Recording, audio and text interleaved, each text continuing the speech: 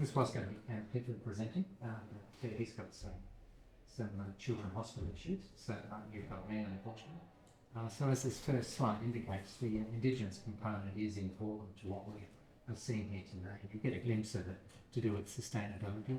That's just a quick location of the building.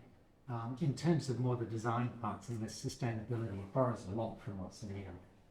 We can't you see it borrows from both the earth of the quarry and the forms of the quarry, but the colours of the vines and the vineyards that are out there, the trees that occur. And that's part why we went for a very intense colour palette. One of the key parts that separates it out from other sustainabilities is this bit of reuse, because this building is a serious case of reuse. So it's about 60% of what we built was recycled buildings, and in hindsight, they're buildings that we shouldn't have recycled, but we did because of sustainability. We kept it going. They're 60s and 70s buildings, as you see in this image, and they're being very badly built, terrible in terms of construction, often built contrary to what they said when you built. Thermal leak, thermal gain enormous. Half the time we didn't have the connections between walls that were there. Sometimes walls weren't built once you unpacked. So the short part is, would have been much better not with anything over the constructed, but in a sustainability background with council and H2o said no, this is what we're going to do. So it ended up coming out okay. We never had a big budget. It's a modest one, $5,000 a square metre is the build cost, so it is a cheap building by standards. As I said, the quarry is informing a lot of what you see for the external, but also as part of that story. So we worked through with these Indigenous groups to start a new story on how the quarry would be. So that's the new build. It's a two-storey add-on to what the rest of it is, which is complete reuse and recycle. Also in the design parts, less about sustainability, it's got references to town halls, because that's what it's doing as part of its use. The idea of the vertical banner approach is then referenced in a contemporary way. The ideas of steps that you see, and even the triangle, the colour palette comes out of the quarry part, but also about Indigenous discussions about something that represents more of the palette that's there in a tune with where they're at. So here are the steps that it shows it leads in.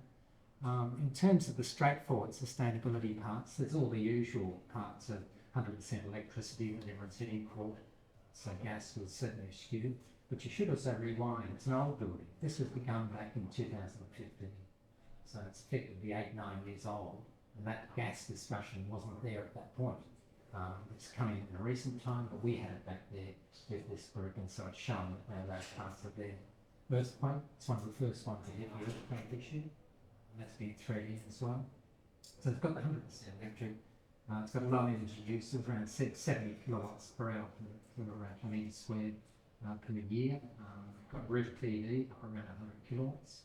Electric vehicles, electric bikes, all those things that we tend to see, double glazing, thermally disconnected. It does have other smarts that we see. We've been doing in a lot of our buildings. We use orientation, and then when orientation has to have shading, all those windows have wearing blinds that retract and go down to increase the amount of load being shared by the building during winter and allow getting in summer. Sorry, increase it is reflected in summer and then in winter.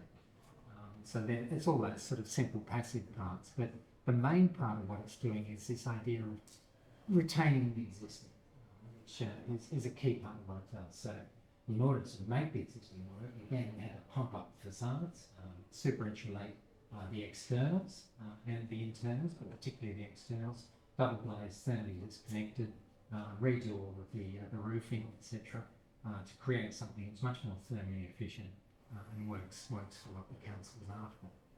So there in that image, you start to see some of that extent of reuse. So Cam's coloured in green the reuse skins, reuse of existing tree. The arborist report said not going to fly, take it down.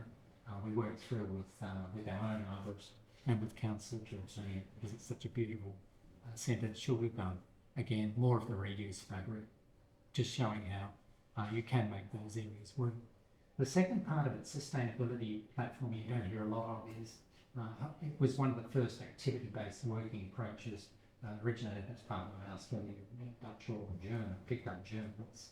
There was a group called Dandenong, the Dutch, who worked on this building with authority in the past to get council into activity-based working.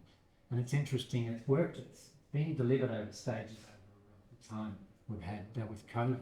And the building now it's open with post-COVID is actually working better than what Dandenong expected in terms of activity-based working.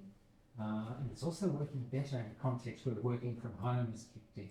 And certainly with councils, they're seeing rates of something like 60% of the workforce retained and 40% at home. Here it's close to 90% active in the building, just because A, it's new, B, the activity approach gives you something you're not going to get at home. And we think in terms of sustainability, that's a big plus, because here we are creating this building, but effectively its energy footprint is much the same whether we have 60 or 90%. And we are bringing people back into the workplace in a way that's proving to be productive. They're yet to do all the metrics. The building's finally opened probably late last year, so it's still going through. But certainly the word within the area is that it's working much better than we expected. And in the context of working from home, it's an amazing achievement. People are vital. They're in there. There's a vitality that we didn't expect. But certainly with working from home, eating into those numbers, we feel it's a key part of what sustainability is about. So looking quickly through the interiors of it, flexibility of the spaces is the third part that we've done with sustainability. A lot of these buildings end up as basically just council facilities, quite simply operating within the structure. Here we've got the mayor in front of what's a series of rooms that open up, concertina through. We worked back at the history of myself and the rest of our practices. A lot of us came from Bates Smart and worked on a casino. So we use that background of how you can make flexibility of space so that it can work for council meetings, but also for weddings, parties, anything. It's got a kitchen off to the right of here that has full regular facilities. It's got the external area out to the side, which is part of the what we call the country green for it. That can pitch tents. So you can effectively have ceremonies for up to 2,000 people inside and outside of the fed through the kitchen, either as the council doing Australian citizenship ceremonies, or it can be done as hall for hire. And that flexibility is a key part of our sustainable future. And we have buildings like this that are public, that can at low cost start to produce uses that end up allowing the community to come together as a community, but also get uses that otherwise they wouldn't have. Daylight and thermal movement through a key part of the building as well. Sorry, I forgot to not say. I'm virtually there anyway. Indigenous parts also went through the building in terms of the theming of the artwork, as you see in these areas, are all done by an Indigenous group. The naming of the different rooms, wayfinding, it's all being done with their involvement. There was going to be a lovely piece of Indigenous artwork right at the front of the building, but unfortunately that in that area there, adjacent to the bowls area, on those steps, that we couldn't get it to work because it was one of those classic ones where it was telling a story about the Lilydale quarries, the rocks that was nailed to bring them in, put the rocks of the quarry on that front step. But in terms of OH&S and sort of certification, putting rocks at the front entry, we couldn't make it fly, unfortunately, which is a real big disappointment because it would have been a wonderful way to do that story right up front for the community. So the best we could do is the angle that you see there that represents Bunjil, who was the Indigenous eagle that formed the quarry, is part of that wayfinding that we set up for the architecture on the building. I'll let it rest there because we're close to